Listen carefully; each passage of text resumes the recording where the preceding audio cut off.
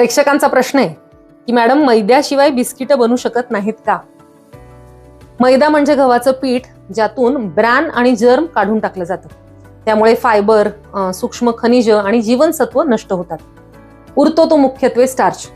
बिस्किटं कुरकुरीत व्हावीत, त्याला एक हलकं टेक्स्चर मिळावं म्हणून मैदा वापरला जातो, कारण त्यातलं जे ग्लुटेन आहे ते स्ट्रक्चर तयार करतं. कधी कधी गव्हापासून नाचणी, ज्वारी, ओट्स किंवा कडधान्यांचं पीठ वापरूनही बिस्किटं बनवता येतात. टेक्स्चर वेगळं असतं, पण त्यामध्ये फायबर असतं किंवा पोट भरतं त्यांनी लवकर, म्हणून या बिस्किटांची हेल्दी म्हणून जाहिरात केली जाते.